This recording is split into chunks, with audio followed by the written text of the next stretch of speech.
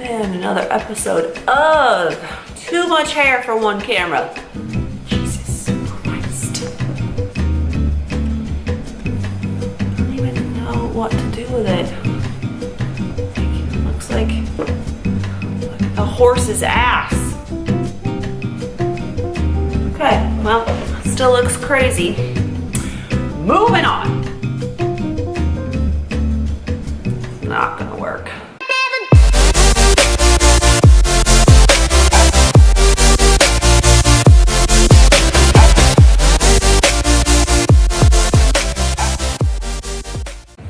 Well, on this episode of Barbell Bombshell, blah blah blah.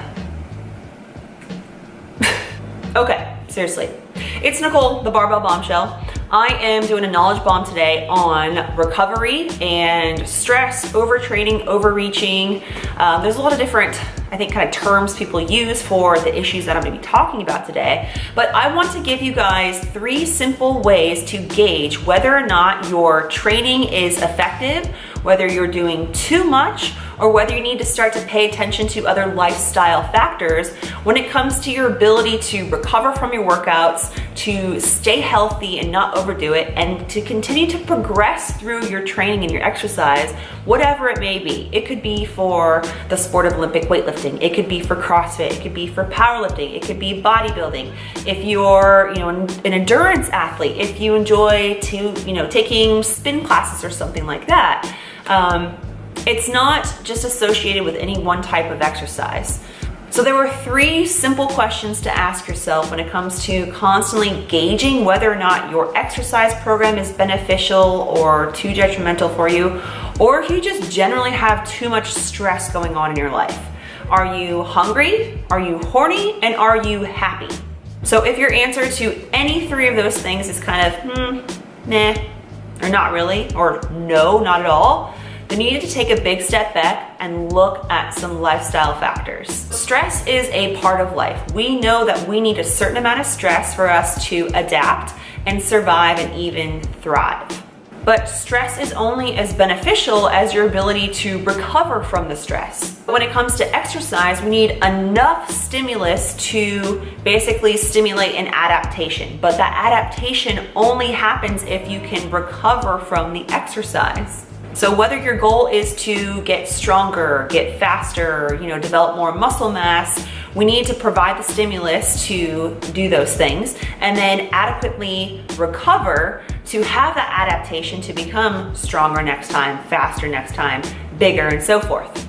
The problem is that so many people walk that fine line of having enough stress to cause the adaptation and way too much stress to where the exercise or just the lifestyle factors itself just become detrimental at that point. So stress can come in a lot of forms. There could be mental stress and kind of emotional stressors like stress in a relationship or stress from work or job. You can have stressors as a parent. You can have stress with, your family or your home life, or let's say there's some, horrible traumatic experience or, bad news or devastation. And there's more of the physical stressors where we have exercise, where we have undereating or eating poor quality foods, very poor sleep patterns. Let's say you don't sleep enough or you're constantly changing shifts and you can't basically adapt to a regular sleep schedule, or you sleep for, let's say, a couple of hours, but you never go through those deeper, high quality sleep cycles. So let's address these one by one. Are you hungry? If no, if you have a very low appetite or you're not really sure if you're eating enough, because a lot of people just lose that appetite and hunger feeling, and it doesn't mean that they're eating enough. They've just become used to under-eating all the time. So a simple way to determine if you're even eating close to what would be considered maintenance or just kind of like a baseline or a rough estimate would be to track your food for 3 to 5 days, kind of get an overall look at, the average of what you eat typically day to day, and add up all the calories. And for maintenance, you should be eating, depending on how active you are. If you're a sedentary person, you don't exercise, I'd say body weight times 12 to 13.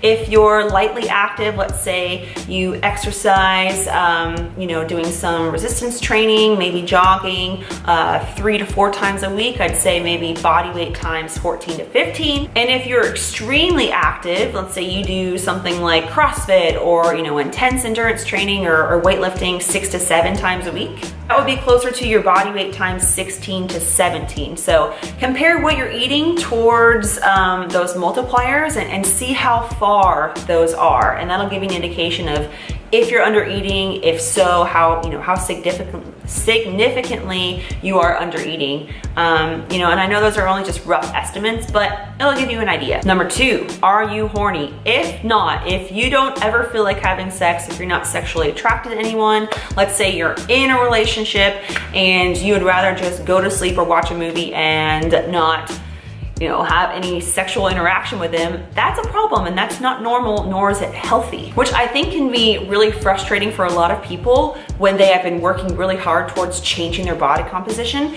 They've lost a lot of weight, they've gained muscle, you know, they're pretty shredded because they've been working out intensely, they've been dieting pretty hard, and they feel like at that point they should feel like they would be the most confident and have, you know, the biggest urge to have sex because they're so proud of their bodies. But what happens is they diet too hard, they exercise too intensely, those you know, kind of swings in their body composition happened too fast or is just too extreme, or they keep trying to change their body at such a quick rate for such a long amount of time. Again, the elevated cortisol levels, it's too stressful for their bodies. When cortisol levels and other stress hormones are too high, things like serotonin and dopamine take a plummet. And those are 2 things that are responsible for making us feel happy or attracted to people. And the last one is happy. This kind of goes back to the dopamine and serotonin levels.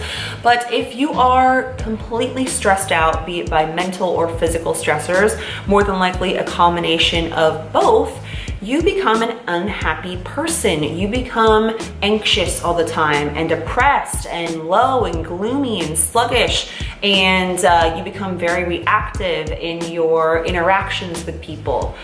So if you're feeling bummed out and you're super unmotivated and you feel like you start to dread exercise and dread being around people, those are all indications of just having too much stress. And so you need to take a step back and look at, are you exercising too intensely? Are you eating enough? Are you eating enough high quality foods? How is your sleep? Are you sleeping adequately? Are you getting enough high quality sleep? And what are your relationships like? Do you surround yourself with pretty positive, you know, supportive people? Or are you surrounding yourself with people who bitch and moan and complain and pick you apart and don't support you positively? A lot of people that I work with are in the kind of medical field or first responders, things like that, where they have shift work and it's extremely hard to get high quality sleep when your shifts are constantly changing, when you're going from night to day, day to night, when you have nights for a couple weeks and you're shifting to the day. Sleep is a huge thing when it comes to managing stress and hormones. So again, if you answered no or not really to are you hungry, are you horny, and are you happy, we need to start looking at all the stressors in your life and where we can dial back or improve upon those categories so you can answer yes to all 3 of those on a regular basis. Hopefully you guys found that useful.